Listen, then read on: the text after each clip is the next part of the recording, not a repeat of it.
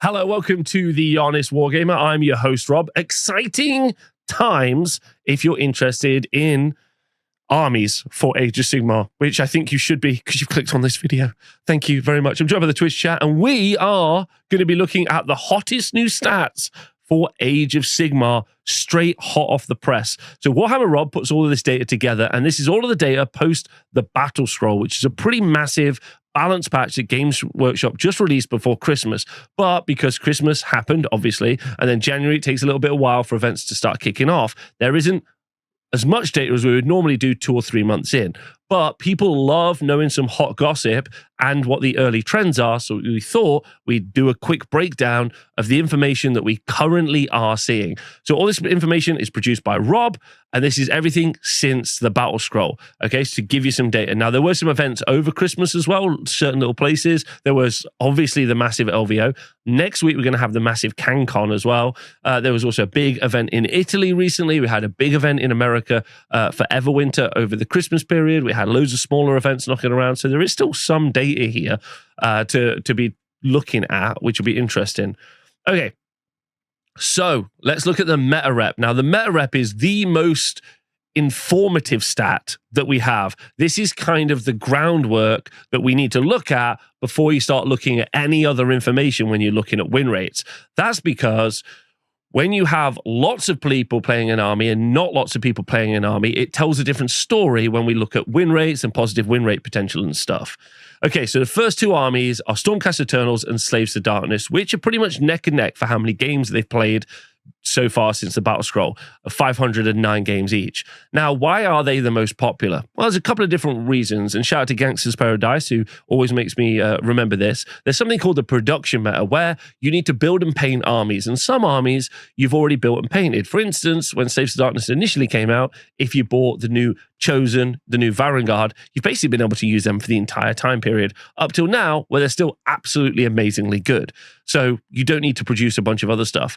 The Slaves to Darkness armies we're looking at there are almost always not Dark Oath armies, probably 0% of them, or any models even a Dark Oath. Actually, no, they all take the little horse guys, but probably those. With Stormcast Eternals, the situation is pretty similar. Low production meta needed. Normally, we're seeing things like a Star Drake or Karazai, Praetors, Long Strikes. Long Strikes have been good for about 17,000 years. So once you painted them up from 2nd edition, they've been good ever since then. So you don't necessarily need to paint a loads of new stuff if you're going to go play at an event. And even the stuff that you do need to paint is normally just like a big old model. And so you don't need to paint loads of models. Whereas if we look down below, and we look at like Daughters of Cain as an example, their meta rep is 1.5%. They haven't had any new releases recently, whereas Stormcast Eternals and Slaves to Darkness also have. We should talk about that in a moment. But also, you got to paint a ton of Witch Elves. That's incredibly tedious. Got a like most people don't get a cauldron, so the really cool piece that they have, because it just looks crazy hard to build and paint. Good example would also be Glutos or Scullion for a Sinesh. He's normally something people go, nope, I'm not going to paint that because that's too much for me to do, therefore their meta representation is lower. Whereas it's super easy to paint up a bunch of Flesh Eater Courts because it's just some oil washes, some streak and grime, maybe some blood effects, and have a good time with it. So production meta is really important. So Slaves to Darkness and Stormcast Eternals have also had new books out recently. Now, those new books aren't necessarily super interesting, but they are really strong, really strong. And they're also the two canon like enemies. Like Slaves to Darkness and Archeon and everything that's going on there, and Stormcast Eternals are literally like the titular good guys, bad guys versus each other, which is kind of fun that they're the most populous as well. And they are crazy popular versus loads of the other factions. So once we get past, so I think it's production meta. They're very strong. There's new stuff kind of out for them. That's why I think. But and don't forget, this is all event stuff. So you're going to take the best stuff to an event. Then you got Flesh Eater Courts and Seraphon. Seraphon just got a massive glow up because Seraphon got a massive glow up because Croak became super good. Now, Croak was already good in Age of Sigmar 3, so good that he was ruining Age of Sigmar 3. Games Workshop decided, you know what, just let's bring Croak back again. So Croak is back. doing Celestial Deliverance everywhere. And then Seraphon meta rep has gone up. But also, it's worth to say that they're probably one of the most evocative armies, along with Sylvaneth, which we'll look at in a moment, where I think loads of people, when they first get in, they're like, it's dinosaurs, man. Right? They just do the Jurassic Park theme in their head. They're like, do, do, do, do, do, do, do. Like, that's what they do. Right? That's what people, they're painting them. They're watching Jurassic Park. They're watching dinosaurs, which, by the way, you should go check out. It's really good.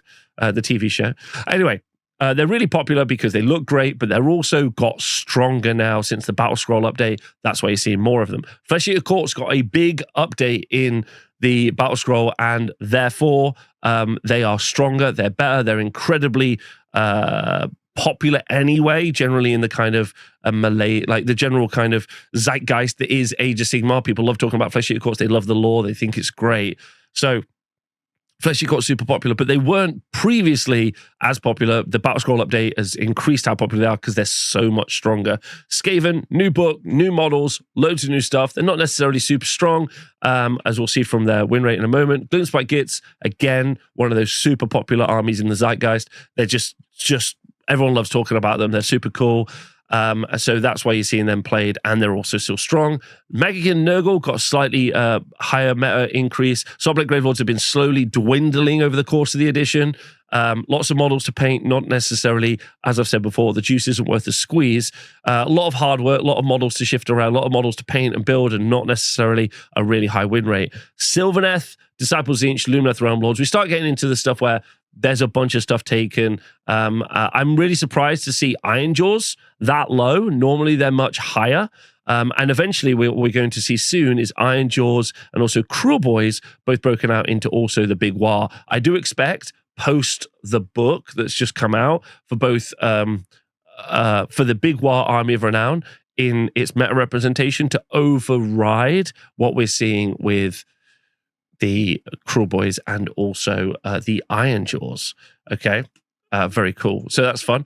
Everything else, I don't know. If you've got any questions, then let me know about the meta rep. Why are some armies not very popular? Beast of Chaos and Bone Splitters are going to get deleted in the summer. So I think a lot of people are just not playing them as much. But Beast of Chaos have got some big stands around the world. You've got the Nuge, you've got Gavin, you've got Owen. You've got a bunch of people playing them and running around with their goat boys in their kind of like Beast of Chaos world tour. Then Cruel Boys being so low is shocking. Shocking. Don't forget this is on their representation, how many people are playing them. They just are a really hard army to play, and unfortunately, they're going to continue to be a big army to play and a hard army to play, and probably in the future, they're just going to turn into a big war army.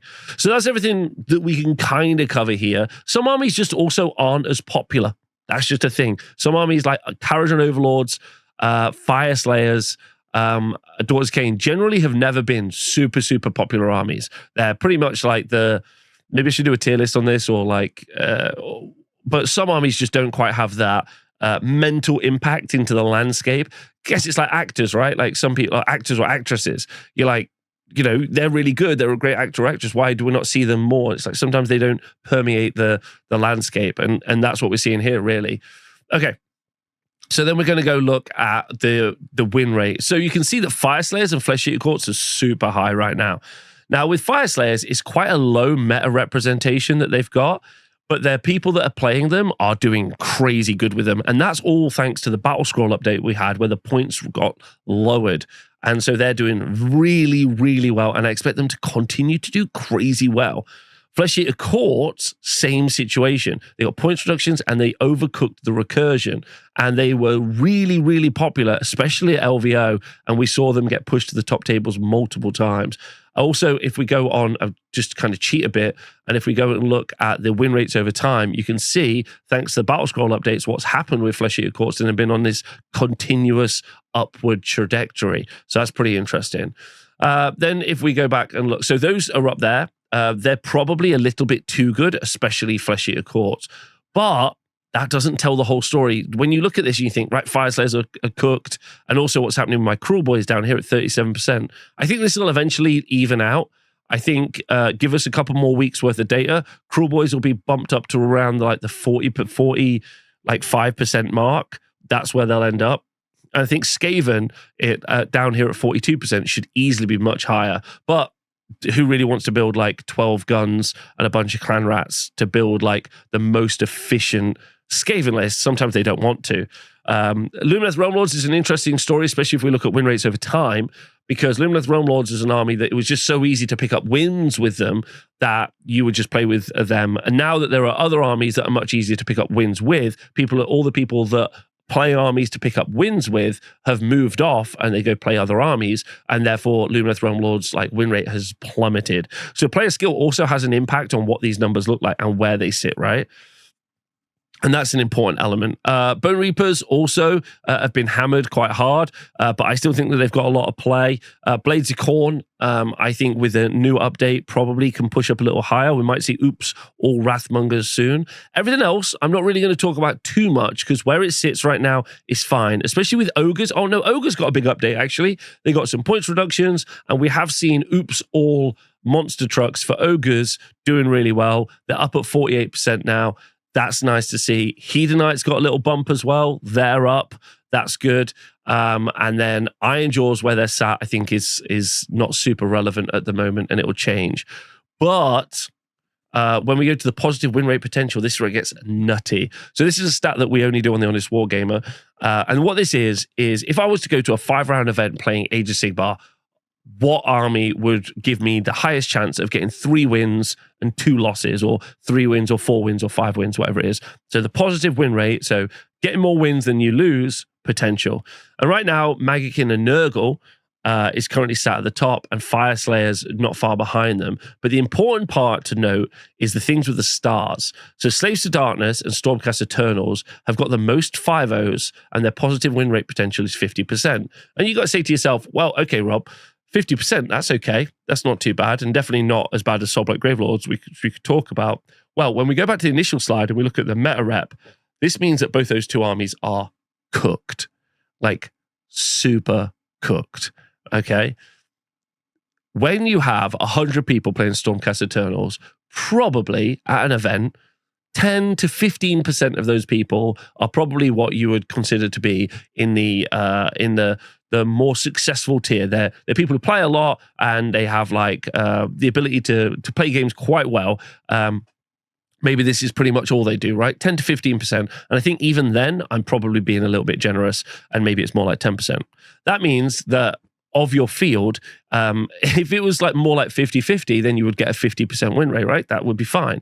But when you've got a 50% win rate and the most 5-0s, what that's really saying is that this army can be taken by anybody, and the bottom 90%, it's not quite like, it's not 90% and 10%, it's not split like that, right? Skill is a sliding scale. But if we just do it like that, the bottom 90% are not able to drag the 10% down.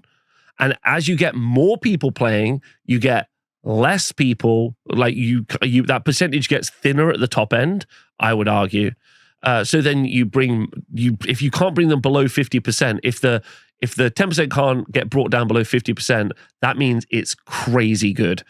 So Slaves to Darkness and Stormcast Eternals both need a pretty aggressive battle scroll update or some sort of update sometime soon, okay? Especially because the number of 5-0s. So it's those 3 pieces of information that really help you out. What is the win rate for the army? What is the meta representation for the army? And how many 5-0s have they got? And then you could start bringing that information in.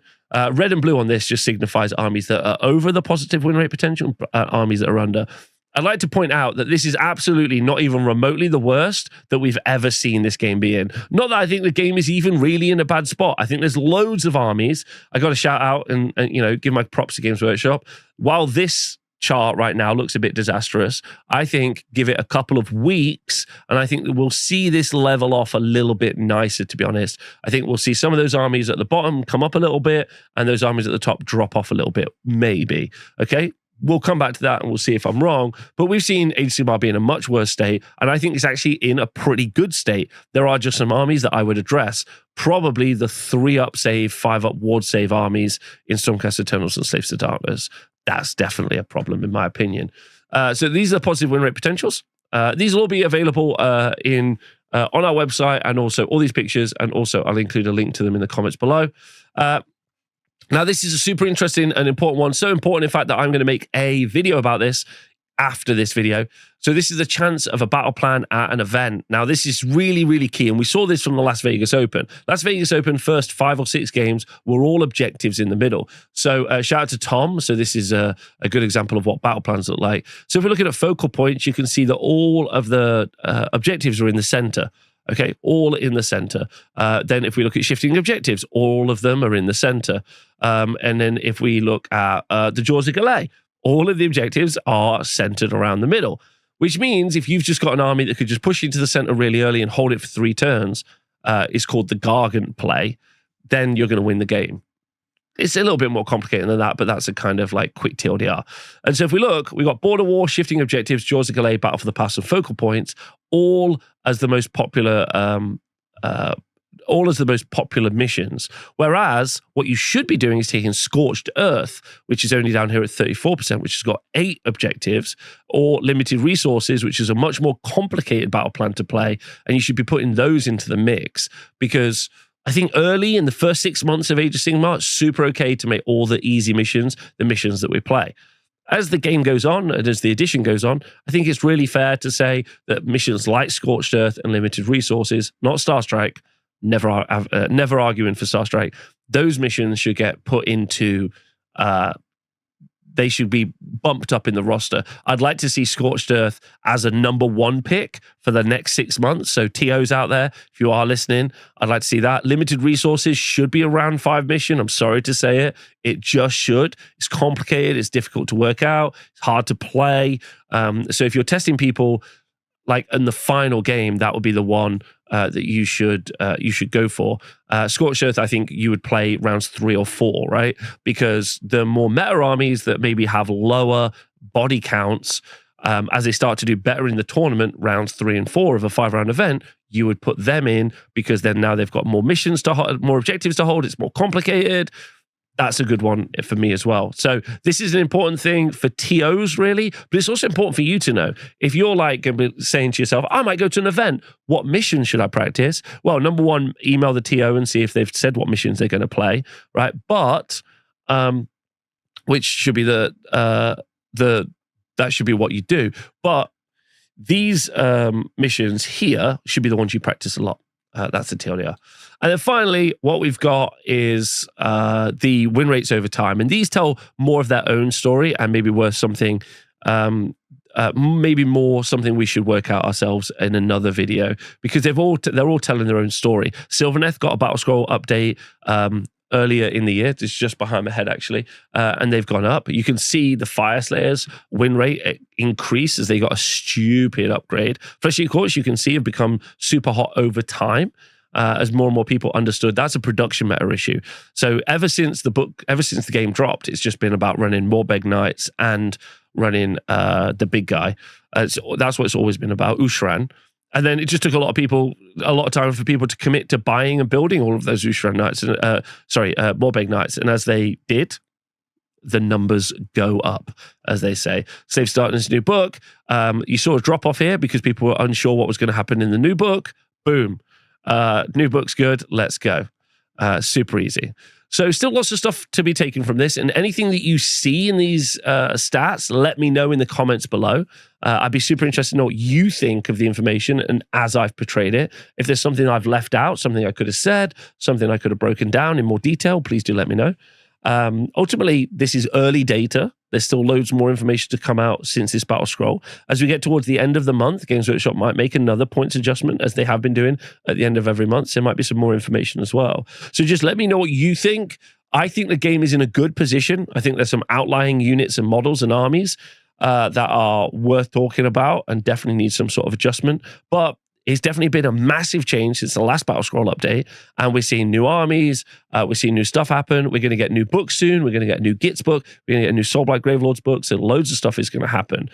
So the game's looking really fresh, the game's looking really interesting, looking like there's a lot of changes out there in the wild, which I'm looking forward to see. So let me know what you think. Thanks so much for watching. I'll see you soon.